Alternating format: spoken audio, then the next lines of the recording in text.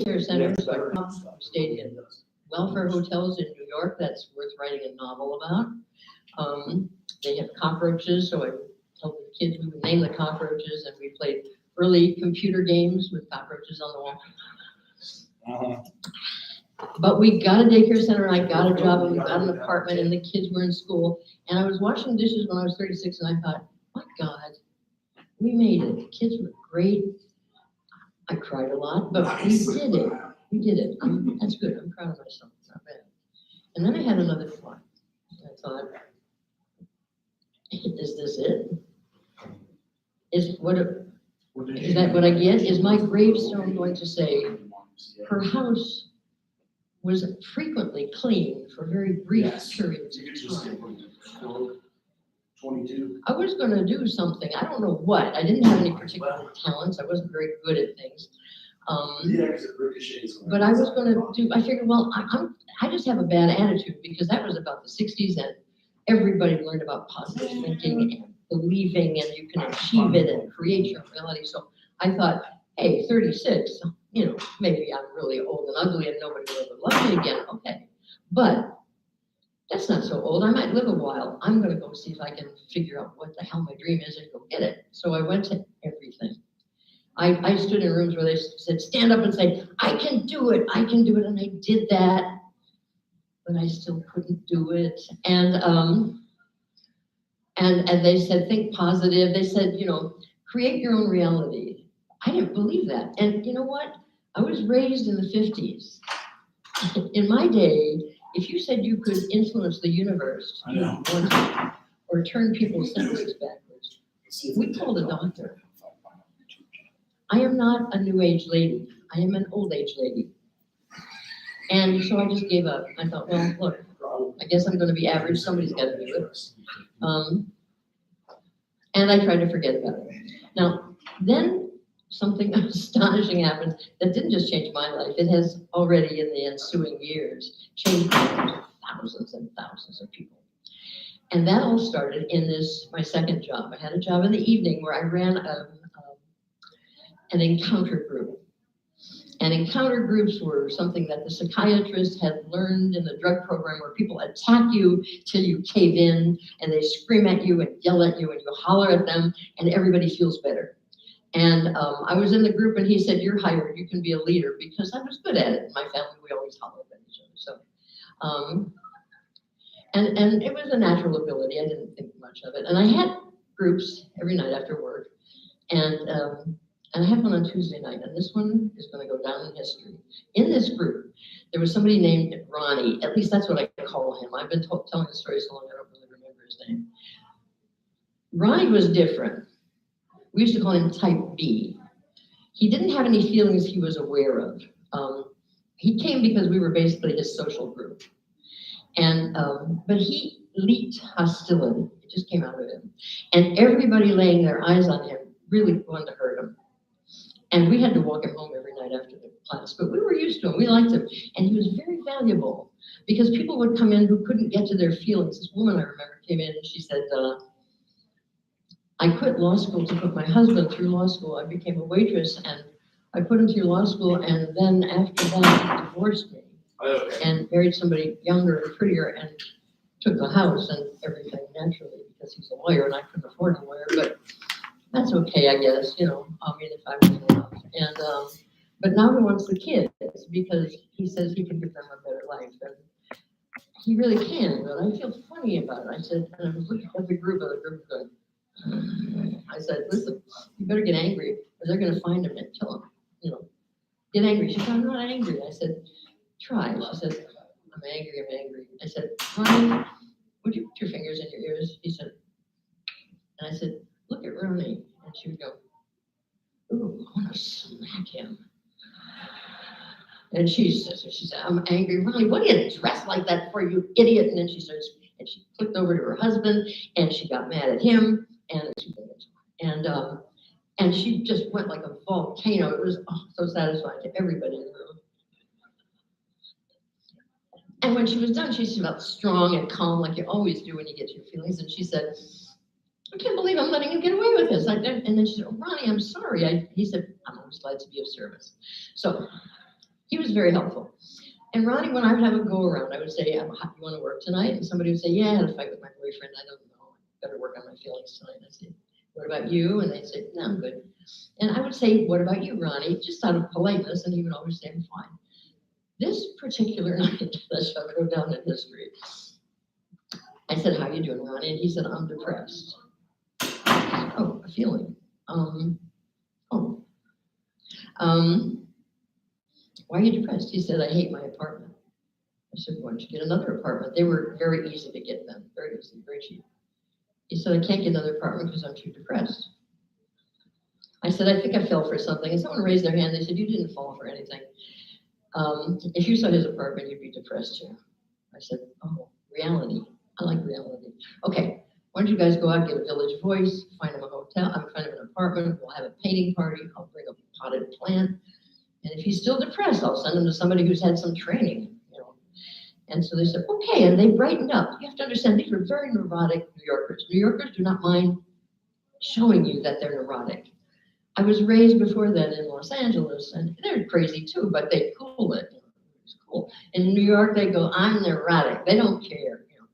So these people cheered up. You could see it. So they went out. They got him an apartment. We had a painting party. It was great. And the next Tuesday, I was having to go around. I said, how you doing, honey? He said, I'm happy. I said, wow, that's great. Okay, so who wants to work tonight? He said, wait a minute. I said, yeah, Ronnie. He said, well, now I want a woman.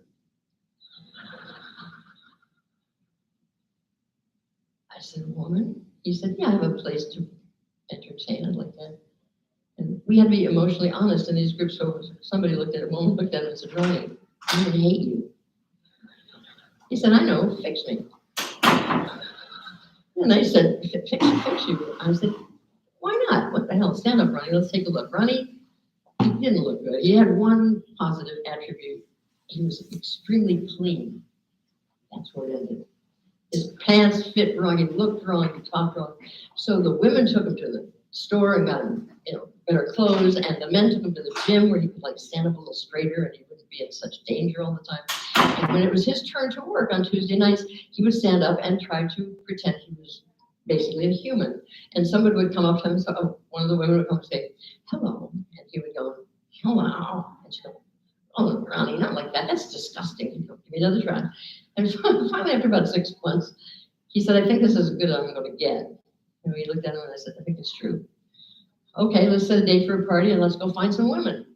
So after that, everybody would come in every week saying, I got one. I was in the supermarket and I saw this woman standing there and she had one can of cat food and one frozen dinner. And I said, do you want to go to a party? Someone else said I was walking down the hall of my apartment building with trash and I heard somebody crying and I saw too many wine bottles in the trash. So I knocked on the door and someone came to the door and she said, yes. And she said, you want to go to a party? We got innocent visiting cousins from Ohio, and we had the party. It was a triumph. Nobody talked to Ronnie, but he had learned how to make hors d'oeuvres, and he was very happy. And when it was over, I said, you know what, guys? Keep throwing parties. You never know. Ronnie could find somebody. But it's good for everybody. I want you all to do this. This is very good for everybody. And they said, okay, and they did.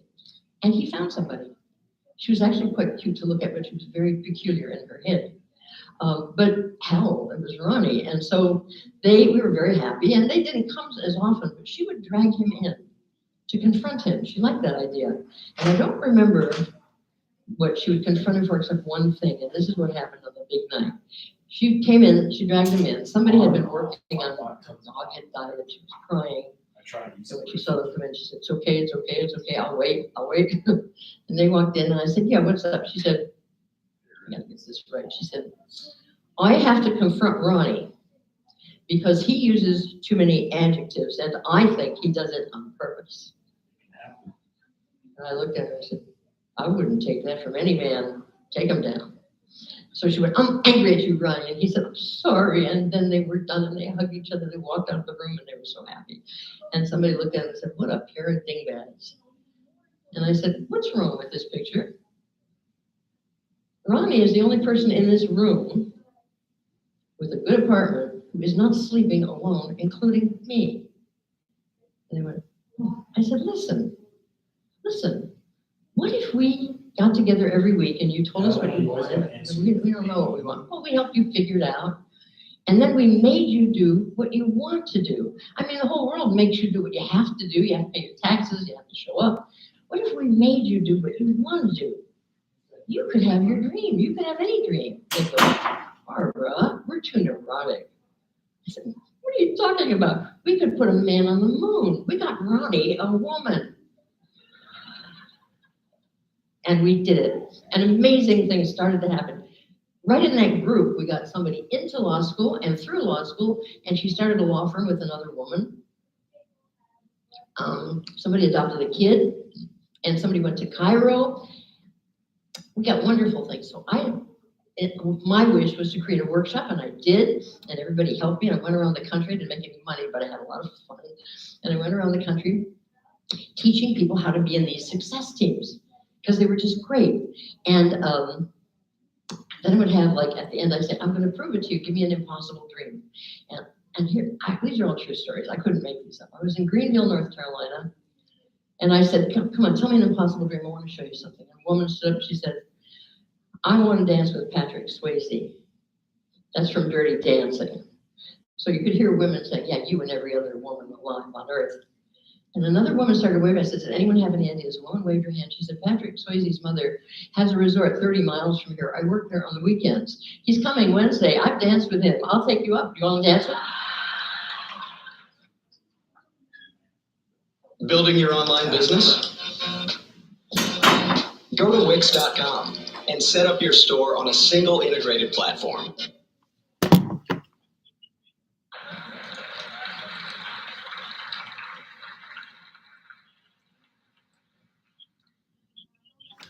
That was nothing. Somebody said, somebody stood up, she was crying. She said, I want an animal refuge for old dogs and old animals. They just don't get treated. It's terrible. Old, even farm animals. And I said, what's your obstacle? Because I'm going to teach you something about wish and obstacle. That is the secret. If you don't learn it, nothing happens. And I said, what's your obstacle? She said, what's my obstacle? I don't have any money. I don't have any land. I don't have a license. I don't have any training. I have nothing. I can't do it. I can't do it. And someone waved her hand. They always do. And she said, my friend's mother just was in an auto accident. She hurt her back. She won't be able to run her refuge anymore. She can't find anybody young to run it for her. She's got a license. She's got the money. She's got the land. She's even got the animals. And it wouldn't stop. Oh, God, I got so many. I want to make sure. Oh, yeah, there was a woman in a group, and she said, I make harps. I make them out of a special kind of wood that they have in England, and now it's gone. The last tree is gone. There is no tree left. I can't make any more harps. And someone in the back of the room waved her hand, and she said, are you talking about such and so? And she gave a Latin name, and she said, yeah. She said, my brother has this big stand of those in Australia. Come back here, I'll give you his number. Every time. It never failed. There was, it's a funny one. There's a lady in New York, very weird looking lady, and she got up in the aisle and she said, I need a chimp. I got to rent a chimp. I said, what? I got to rent a chimp. I said, a chimpanzee? You want to rent? She said, yeah. She said, what I do is during lunch hour, I go through the big corporations with the chimpanzee and a bunch of cheap little toys for kids. And everybody comes out into the corridor because I have a chimpanzee. And they buy all this stuff. And the chimpanzee costs me about $200 a day. And I sell about $400 a day, so I'm making a living. But they just raised chimpanzee rentals up to $600 a day. I'm out of business. A woman in the back of the room, dressed very nicely, she said, I think we can do better than that. So what are you talking about? You rent chimpanzees? She said, yes. And giraffes and rhinoceroses and horses. I said, in New York City? She said, yes. I said, why? She said, this is where all the commercials are made. We've got trainers too. We got everything. I'm like, slow me down. You never know who you're talking to. You never know. We are all the center of enormous amounts of information and connections that we don't need and we don't think of unless somebody asks us. Somebody asks us. So now I get to show you a slide. I began to realize that I had found the absolute guaranteed secret to success, and boy, did it have nothing to do with positive thinking. Oh boy, nothing. And I thought, because here's the punchline. Isolation is the dream killer. not your rotten attitude. You can hate yourself, you always do, you know it. You wake up in the morning and go, I'm fat, you know you do that. If you wake up in the morning and go, I'm here, your wife will kill you in your sleep tomorrow night. And I'll help her. You can't walk around faking feelings. I mean, to yourself anyway. I just feel bad that everybody started it. So that says cross out positive thinking. And this says, here's a team, right? Not necessarily your closest friends or your parents, because they got attitudes about you. They might not help. Strangers are great. They're absolutely great. So here's what you do. You get a team, you figure out what you want, and then you say, here's my wish, and here's my obstacle. Here's what I want, and here's why I cannot have it. If you don't say both those things, nothing happens. We are problem-solving animals. If you say, I'd love to be a ballerina, everybody goes, If you say, I'd love to be a ballerina, but I'm 44 years old, son goes, every mind starts working. Even if people don't like you, they'll solve your problem. So I said, I heard about it, 44-year-old. There's one called In Boston. There's a new ballet troupe I read about in the magazine. I'll find it. People want to help. Amazing things will happen to you. I'll give you my last stories because they were so good. Someone called me from Toronto. She was a success team leader, and she said, we have an accountant in Toronto. I have to tell you the story. We had a group with 6 people. There were 5 women and this guy, and he was so helpful. He knew everybody in town. He got the bank loans. He introduced them to everybody, but he never wanted anything. And finally they said, listen, you have to tell us what you want. You can't take anything from you anymore. He said, I can't tell you. It's too stupid. You'll laugh at me. And they said, oh, no, absolutely not. Margaret Chair says, never laugh at anyone's dream. He said, okay. Well, I want to be a cowboy. So naturally they all laughed. And someone said, what's the obstacle? He said, what do you mean, what's the obstacle? He said, first of all, I don't even know if there are cowboys. I liked cowboy movies as a kid. I wanted to be a cowboy. That's it. I don't know if there are cowboys. Secondly, I've got a business. I can't walk away from my business and hope I can find a cow. What are you talking about? So I said, wait a minute. And she called her roommate, because she remembered her roommate had an uncle in Alberta who was a cattle rancher. And pretty soon he called, and we turned on this, she said, we turned on the speakerphone. And the guy said, I hear you're an accountant. I'd like to fly you out 1 week a month to do my books. And the accountant said, you can do it on the internet. He said, no, I don't want my business on the internet. And then they kicked him, and he said, I want to be a cowboy. He said, okay, be a cowboy. Just finish 2-3 days, and then you can go on a drive. We have all the time. He said, you have cowboys? He said, yeah. He said, son, if you had a steak this month, somewhere there's a cowboy. And he did it. He sent back photographs. He went out, he became a cowboy, and he does his Toronto accounts on the internet, right? But the best story of all, and one of the most emotional, I was in Memphis in the summer. I was in August. It was very hot, and I was asking for impossible dreams, and a woman in the front raised her hand, and I said, yes, what's your dream? What's your wish? What's your option? Hey everybody, I wanted to try to see if more of you would get in there. I have a nonviolent communication practice group for today, and it is about iGrok. Let's see if it's in there. Actually, I think that's the app. So you can get the app iGrok, or just Grok, and it is a 4-player game. Kind of good. I know I'm holding upside down, but I'm reading this. It says games and materials are supporting people around the world to better understand each other, to connect more easily, and to speak more honestly, to listen compassionately, and to foster goodwill for individuals, couples, families, and business groups. So it's a primer for adults, if you want, adults and children. I think there is also a book. Okay, good. Still have the book.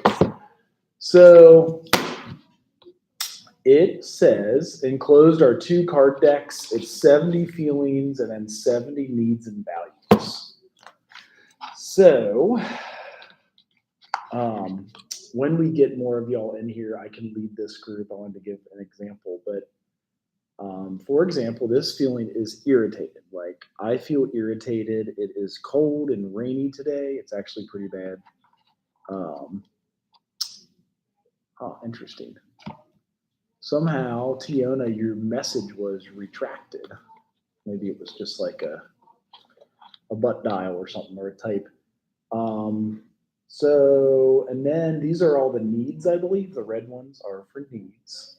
And this one is equality. So I feel excited when my need for equality in the workplace.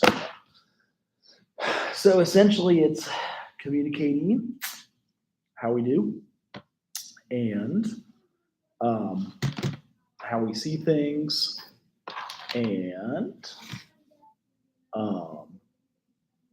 it's definitely kind of cool.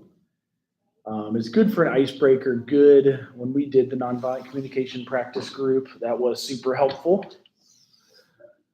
So,